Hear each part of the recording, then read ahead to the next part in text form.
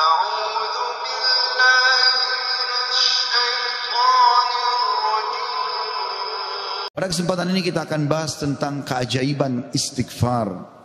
Saudaraku seiman, banyak sekali ayat Al-Quran dan hadis Nabi SAW mengingatkan masalah ini. Dan juga kita akan dengarkan nanti perkataan para salafus salih tentang keajaiban istighfar dan dahsyatnya. Begitu juga insya Allah kita akan sebutkan apa yang didapatkan pada saat seseorang melazimkan istighfar itu.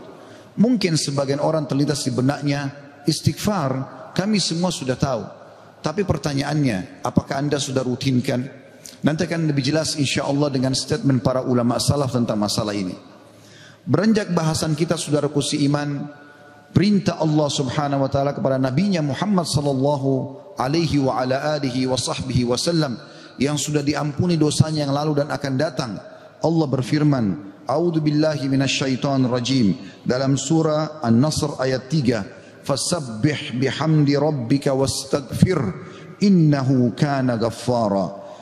Maka bertasbihlah engkau hai Muhammad dengan memuji Tuhanmu dan mohon ampunlah kepadanya. Padahal Nabi Muhammad SAW sudah diampuni dosa-dosanya yang lalu dan akan datang. Sesungguhnya dia Allah adalah zat yang maha penerima taubat. Juga dalam ayat yang lain, dalam surah Muhammad ayat 19, Allah memerintahkan nabinya Muhammad SAW istighfar. A'udzu billahi minasyaitonir rajim, wastaghfir li dzambik walil mu'minina wal mu'minat wallahu ya'lamu mutaqallabakum wa mathwaakum. Dan mohonlah ampun bagi dosamu hai Muhammad dan bagi dosa orang-orang beriman laki-laki dan orang beriman perempuan, dan Allah maha mengetahui tempat kamu berusaha dan tempat tinggalmu.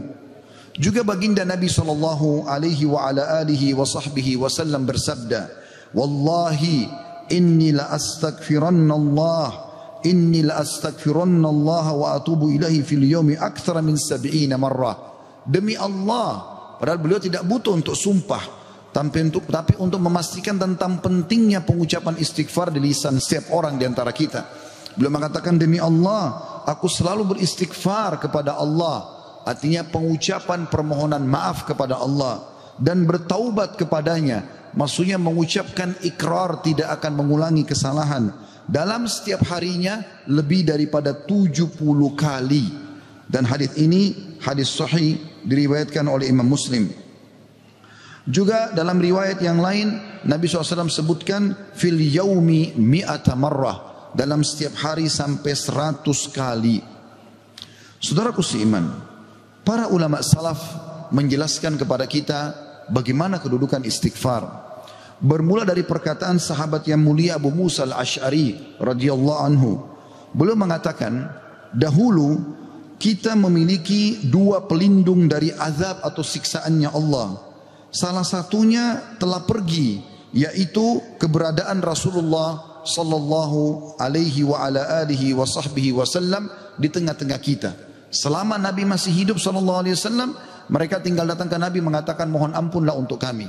Tapi sekarang Nabi sudah meninggal, maka sudah hilang satu kesempatan itu untuk menghilangkan azab, gangguan, gempa, banjir, bencana, kesulitan, wabah seperti sekarang. Dan tersisa satu, yaitu istighfar. Apabila ia juga telah pergi dari lisan seseorang di antara kita, maka niscaya kita binasa. Rabi' ibn Haytham rahimahullah, seorang ulama tabi'in berkata, merendahlah kalian kepada Rabb kalian, berdoalah kepadanya di kala senggang, maka Allah telah berfirman dalam hadis qudsi, man da'ani fir rakha'i ajabtuhu fi syiddah. Siapa yang memohon kepadaku pada saat dia senggang, aku akan penuhi kebutuhannya pada saat lagi sempit. Wa man sa'alani a'taitu, dan siapa yang memohon kepadaku pasti aku akan beri, kata Allah. Wa man tawadha'a li rafa'tu, dan siapa yang merendah karena aku akan angkat derajatnya. Wa man tafarraga li rahimtu, dan siapa yang meluangkan waktu untuk ibadah kepadaku, aku akan kasihi dia. Wa man istaghfarani ghafartulah, dan siapa yang memohon istighfar kepadaku, memohon ampun, aku pasti akan memaafkan kesalahannya. Sahal radhiyallahu anhu telah berkata tentang istighfar dalam menghapus dosa. Beliau mengatakan, permulaan istighfar adalah pengampunan atau mengingat, memanggil Allah. Kemudian akan bergantung kepada Allah, lalu kemudian tidak akan mengulangi kesalahan-kesalahan. Ibnul Jauzi berkata rahimahullah, iblis berkata, aku membinasakan anak cucu Adam dengan dosa, dan mereka membinasakanku dengan istighfar dan ucapan la ilaha illallah. Manakala aku melihat hal itu pada mereka, aku tanamkan hawa nafsu pada mereka, di mana mereka berbuat dosa tapi mereka tidak beristighfar, karena mereka mengira diri mereka telah berbuat baik. Dan kata para ulama menanggapi statement Ibnu Jauzi rahimahullah, yang pertama syaitan tanamkan adalah supaya manusia lalai berbuat dosa. Pada saat dia sudah berbuat dosa, syaitan akan lalaikan dia supaya tidak istighfar. Karena istighfar adalah kata kunci dihilangkan dosa tersebut, dan akhirnya azab Allah tidak datang. Qatadah rahimahullah berkata, Al-Quran menunjuki kalian penyakit dan juga obat sekaligus untuk menyembuhkan kalian. Penyakit kalian adalah dosa-dosa, dan obat penyembuh kalian adalah istighfar. Permasalahan apapun akan selesai dengan istighfar.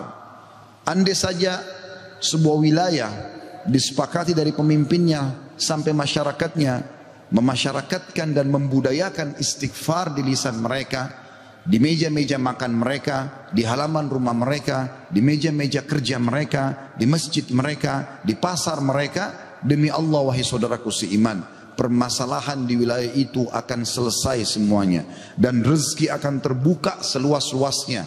Anda akan dengarkan nanti kurang lebih 9 manfaat daripada istighfar itu sendiri. Ali radhiyallahu anhu berkata, sahabat Nabi yang mulia ini berkata, yang aneh adalah orang yang binasa padahal keselamatan ada bersamanya. Orang bisa kena gempa, banjir, penyakit kronis, kemiskinan, kesusahan hidup. Kata Ali radhiyallahu anhu, yang aneh adalah orang yang binasa padahal keselamatan ada bersamanya. Lalu beliau ditanya radhiyallahu anhu, apa keselamatan yang Anda maksudkan? Kata Ali radhiyallahu anhu, istighfar. Beliau juga berkata, tidaklah seorang hamba diilhami oleh Allah subhanahu wa ta'ala untuk beristighfar. Allah tidak mudahkan lisan Anda mengatakan astagfirullah. Itu saja, kata beliau, kecuali Allah memang berkehendak untuk menyelamatkannya atau tidak mengazabnya. Seseorang soleh juga berkata, hamba berada di antara dosa dan nikmat.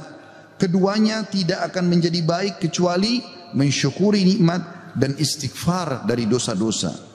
Juga Luqman al-Hakim yang terkenal Allah namakan surah Luqman atas namanya. Dia berkata kepada putranya, wahai anakku, Allah memiliki beberapa waktu tidak ditolak orang untuk meminta pada waktu itu, seperti antara azan dan iqamah, seperti sepertiga malam, saat hujan turun, dan seterusnya. Maka perbanyak istighfar pada saat itu. Beliau bukan menyuruh anaknya minta hajat, tapi disuruh beristighfar. Karena dengan istighfar ternyata hajat-hajat kita walaupun kita tidak minta dipenuhi oleh Sang Pencipta Allah Subhanahu wa taala. Ibunda mulia Aisyah radhiyallahu anha, Ummul Mukminin, berkata, tuba, kegembiraan, kebahagiaan bagi siapapun yang mendapatkan istighfar, tertulis indah banyak di buku amalnya. Abu Al-Minhal juga berkata rahimahullah, tidaklah seorang hamba didampingi di dalam kuburnya oleh pendamping yang lebih dicintai daripada istighfar yang dia ucapkan semasa hidupnya. Al-Hasan Basri berkata rahimahullah, perbanyak istighfar di rumah-rumah kalian, di meja-meja makan kalian, di jalan-jalan kalian, di pasar-pasar kalian, di majlis-majlis kalian, karena kalian tidak tahu kapan ampunan akan turun. Seorang Badui berkata, siapa yang ingin menjadi tetangga kami di tanah kami, hendaklah memperbanyak istighfar, karena istighfar adalah awan tebal yang mengandung air atau hujan yang lebat, maksudnya rezeki. Andai saja kita fahami statement-statement ini saudaraku seiman, mungkin beranjak dari Pak Bupati hafizahullah, pemimpin wilayah Goa, semoga Allah jaga beliau, dan juga seluruh masyarakat Goa ini, apalagi kalau seluruh wilayah Indonesia bisa menanamkan ini, selalu saling berwasiat, pemimpin kepada masyarakat, masyarakat kepada seluruh tetangganya, setiap orang kepada keluarganya. Ayo perbanyak istighfar. Setiap lagi diam, jangan cuma diam. Astagfirullah wa atubu ilai. Itu saja. Berapa banyak orang. Tadi saya dapat informasi masyarakat gua kurang lebih kalau tidak salah 800.000. Kalau 800.000 orang anggap yang muslimnya misalnya 700.000 saja. Semua beristighfar satu orang satu kali saja. Ada 700.000 istighfar naik ke langit. Bukankah itu akan mendatangkan rezeki kepada kita? Bukankah itu pasti akan mengangkat wabah dan permasalahan yang kita hadapi? Demi Allah iya saudara. Jawabannya demi Allah iya. Tinggal anda mau amalkan atau tidak. Juga Bakar bin Abdullah Al-Muzani rahimahullah berkata, kalian banyak berbuat dosa, maka perbanyaklah istighfar. Karena seseorang kalau menemukan istighfar dalam catatan amalnya, pada setiap jarak 2 baris buku amalnya hari kiamat, dia akan senang melihatnya. Ibnu Taimiyah berkata, ini statement terakhir dalam perkataan salafus salih. Saya akan masuk setelah itu keutamaan daripada istighfar itu sendiri sebagai penutup khutbah kita insyaallah. Ibnu Taimiyah berkata, fikiranku kadang-kadang terpaku kepada sebuah masalah yang sulit aku hadapi, enggak ada solusinya, maka aku beristighfar kepada Allah 1000 kali. Astagfirullah wa atubu ilaih, astagfirullah wa atubu ilaih. Terus saya ucapkan 1000 kali sampai dadaku dilapangkan dan masalah yang sulit pun terpecahkan. Aku kadang berada di pasar, masjid atau sekolah, tapi hal itu tidak menghalangiku dari zikir dan istighfar sampai aku meraih apa yang aku inginkan. Istighfar teman-teman sekalian. Baik, kira-kira orang yang bertanya, apa yang saya dapatkan kalau saya beristighfar? Yang pertama, akan dicatatkan pahala buat anda sendiri. Karena istighfar ucapan yang tidak butuh energi banyak. Hanya lisan dan bibir kita yang tergerakkan. Ya, suara sedikit saja. Tidak ada energi yang besar. Itu adalah ibadah yang besar pahalanya. Allah subhanahu wa ta'ala memerintahkan kita dan memerintahkan juga Nabinya Muhammad sallallahu alaihi wasallam untuk beristighfar kepadanya. Allah berfirman di dalam surah Mu'min ayat 55, A'udzu billahi minasyaitonir rajim, fasbir inna wa'dallahi haqqun wastaghfir li dzambik wasabbih wastaghfir li dzambika wasabbih bihamdi rabbika bil ashi wal ibkar. Maka bersabarlah kamu hai Muhammad dan pengikutmu dalam melalui kehidupan dunia dengan segala macam cobaannya. Toh ada kehidupan akhirat yang akan abadi dengan nikmat. Karena sungguhnya janji Allah itu benar. Tidak ada kedustaan. Salat, puasa, zakat, bakti sama orang tua, bersedekah, zikir, doa, apa saja kerjakan, semua akan kau dapatkan hasilnya. Dan mohonlah ampunan untuk dosamu hai Muhammad, dan pengikutmu juga perintahkan mereka lakukan itu. Dan bertasbihlah seraya memuji Tuhanmu pada waktu pagi atau pada waktu petang dan juga pagi hari. Kemudian juga Allah mengatakan dalam surah Al-Muzammil ayat 20, a'udzubillahi minasyaitonir rajim, wastaghfirullah innallaha ghafurur rahim. Dan mohonlah selalu ampunan kepada Allah, istighfar. Sesungguhnya Allah Maha Pengampun lagi Maha Penyayang. Dan yang terakhir ayat Al-Quran adalah Al-Imran 133. Tentu ayat banyak sekali tapi saya singkatkan di sini karena khutbah Jumat. A'udzu billahi minasyaitonir rajim. Wasari'u ila magfiratin min rabbikum wa jannatin arduha as-samawati wal ardu iddat lil muttaqin. Dan bersegeralah kamu kepada ampunan dari Tuhanmu dan kepada surga yang luasnya seluas langit dan bumi yang disediakan untuk orang-orang beriman. Yang kedua saudaraku seiman, istighfar sebab utama datangnya rezeki. Allah menyebutkan dalam Al-Quran ya, apa yang diucapkan oleh lisan nabinya yang mulia Nuh alaihissalam dalam surah Nuh ayat 10 sampai ayat 12. A'udzu billahi minasyaitonir rajim. فَقُلْتُ اسْتَغْفِرُوا رَبَّكُمْ إِنَّهُ كَانَ غَفَّارًا يُرْسِلِ السَّمَاءَ عَلَيْكُمْ مِدْرَارًا وَيُمْدِدْكُمْ بِأَمْوَالٍ وَبَنِينَ وَيَجْعَلْ لَكُمْ جَنَّاتٍ وَيَجْعَلْ لَكُمْ أَنْهَارًا. Maka aku berkata kepada kaumku, ya Allah, kata Nabi Nuh, mohonlah ampun kepada Tuhan kalian Sesungguhnya dia Allah adalah Maha Pengampun. Niscaya dengan mohon ampun istighfar kalian itu, dia Allah akan mengirimkan hujan kepadamu yang lebat, dan memperbanyak harta juga anak-anakmu, dan mengadakan untukmu kebun-kebun, dan mengadakan di dalamnya sungai-sungai. Juga dalam surah Hud ayat 52, Allah Subhanahu wa taala berfirman, A'udzubillahi minasyaitonir rajim. Ya qaumi, Nabi Hud berkata alaihissalam, ya qaumi istaghfiru rabbakum thumma tubu ilaihi yursilis samaa 'alaikum midrara wa yazidkum quwwatan ila quwwatikum wa la tatawallaw mujrimin. Hai kaumku, kata Nabi Hud alaihissalam, banyaklah mohon ampunlah kepada Tuhan kalian dan bertobatlah kepadanya. Niscaya pasti dengan istighfar dan tobat kalian, dia menurunkan hujan yang sangat deras atasmu. Maksudnya subur. Hujan bukan mematikan tapi membawa berkah. Dan dia akan menambahkan kekuatan kepada kekuatanmu. Fisikmu akan kuat, fikiranmu, jiwamu akan sehat. Dan janganlah kamu berpaling dengan berbuat dosa. Al-Qurtubi rahimahullah berkata tentang tafsir surah Hud ayat 52, di dalam ayat-ayat ini terdapat dalil bahwa istighfar digunakan untuk meminta rezeki dan hujan.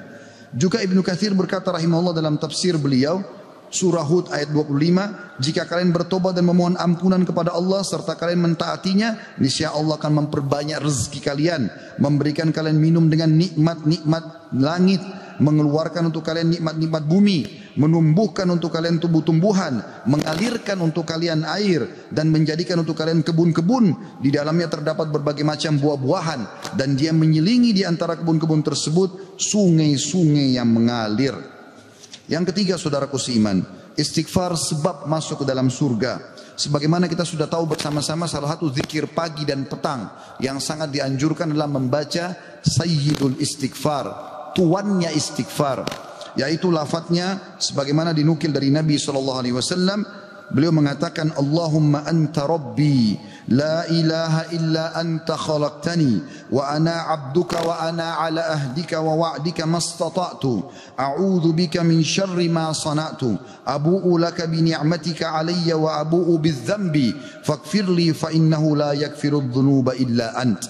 Yang artinya, ya Allah, sungguhnya Engkau adalah Rabbku, penciptaku. Tidak ada Tuhan yang berhak disembah kecuali Engkau.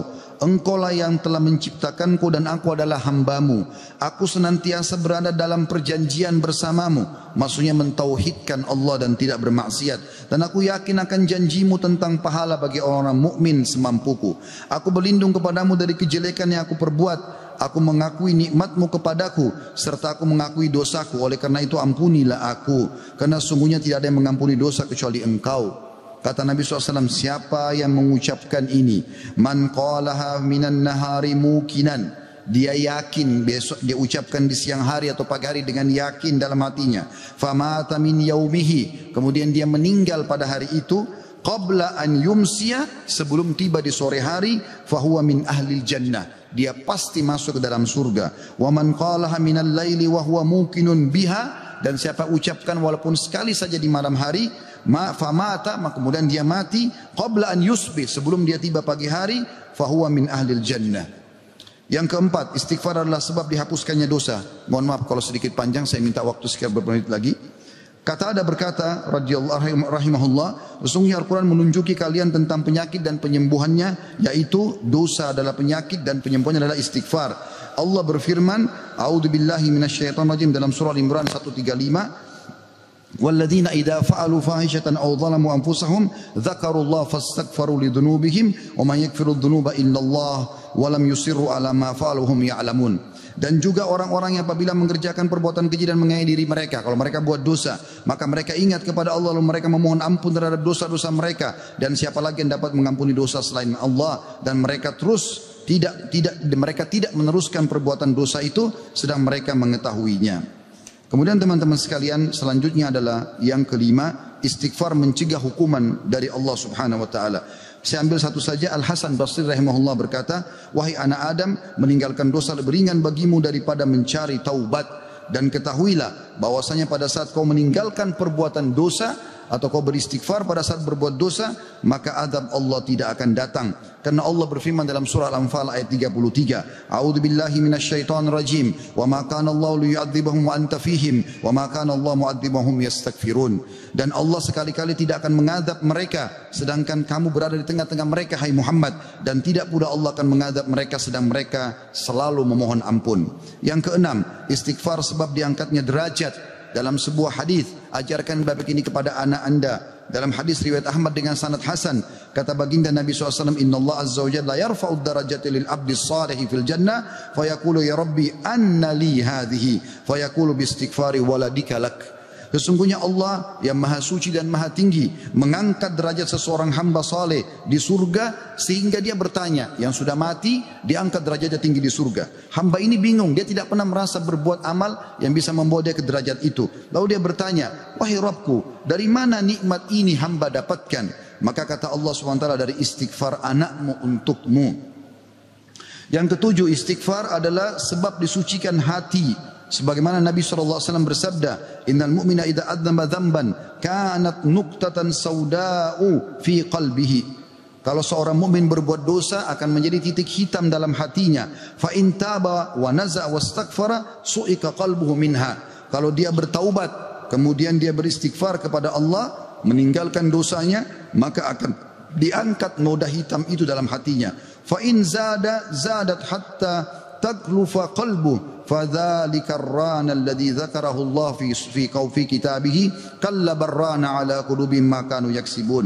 Dan kalau seandainya dia bertaubat dan meninggalkannya serta beristighfar, hatinya kembali bersih darinya, dan kalau dia tambah melakukan dosa, maka bertambah pula titik hitam itu sampai menutupi seluruh hatinya. Dan itulah makna kalimat ar-ran dalam firman Allah Subhanahu wa taala, sekali-kali apa yang selalu mereka usahakan itu menutupi hati mereka. Surah Al-Mutaffifin ayat 14. Dua poin yang terakhir teman-teman sekalian, yang ke-8 adalah istighfar sebab memperoleh anak dan keturunan.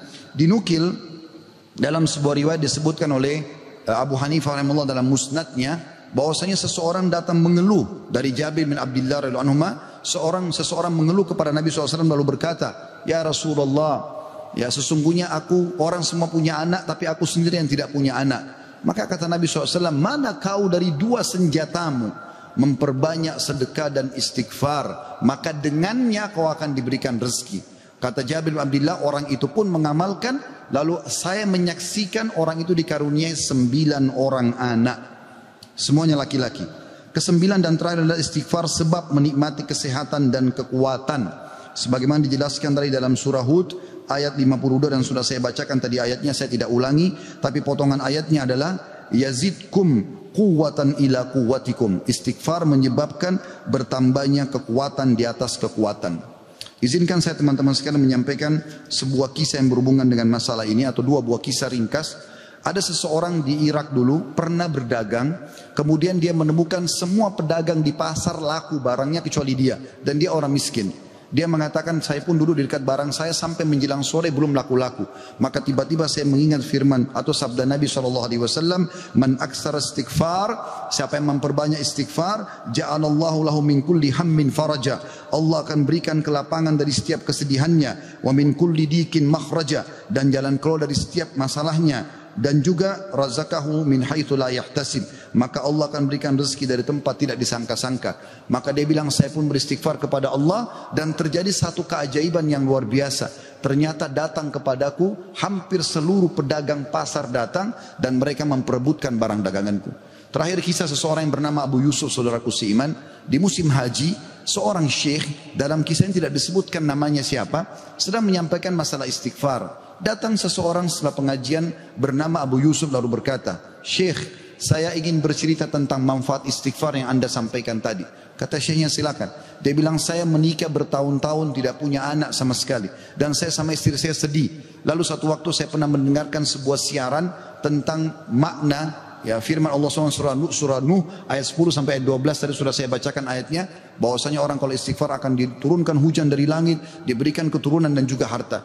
Lalu saya mengatakan kepada istri saya, wahai Ummu Yusuf, ayo kita istighfar. Sudah bertahun-tahun kita berusaha berobat sana sini tidak punya anak. Maka dia sama istrinya yang mengatakan, kami pun beristighfar tidak mengenal waktu, tidak mengenal tempat kecuali di WC. Kita tidak baca di WC, di tempat tidur, di ruang makan, di halaman selalu baca. Dan subhanallah kata dia Syekh, bulan itu Ummu Yusuf hamil dan lahirlah Yusuf. Begitu selesai hamil lagi masa nifas, saya bilang, Ummu Yusuf, kita sudah bertahun-tahun tidak punya anak, ayo kita istighfar kepada Allah untuk anak yang kedua. Kata dia, Anda tahu Syekh, selesai nifas Ummu Yusuf hamil dan kami dapat lagi anak kedua, dua-duanya laki-laki. Setelah anak kedua lahir di masa nifas, saya bilang lagi, wahai Ummu Yusuf, kita beristighfar kepada Allah untuk anak yang ketiga. Maka saya sama Ummu Yusuf beristighfar yang ketiga, dan ternyata selesai masa nifas hamil dan juga melahirkan di tahun ketiga anak laki-laki yang ketiga. Kata syekhnya, semoga Allah berkahi. Itu betul-betul firman Allah. Allah mengatakan Allah tidak akan pungkiri janjinya.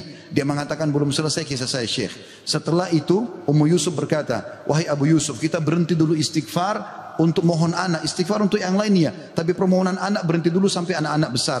Kami sepakat 2-3 tahun kemudian saya mengatakan, Ummu Yusuf, sekarang saatnya kita minta agar Allah berikan kita anak perempuan yang cantik dan salihah. Maka kami pun beristighfar dan ternyata Ummu Yusuf hamil, dan sekarang saya di musim haji, wahai Syekh, sedang datang bersama Ummu Yusuf yang baru saja melahirkan bersama dengan bayinya, bayi perempuan. Aqulu qauli hadza, saya sudah mengucapkan perkataan saya ini, wa astaghfirullah li wa lakum, dan saya beristighfar kepada Allah, mengajak jamaah istighfar kepada Allah, fastaghfiruhu innahu huwal ghafurur rahim. Beristighfarlah sungguh Dia Maha Pengampun dan juga Maha Pengasih.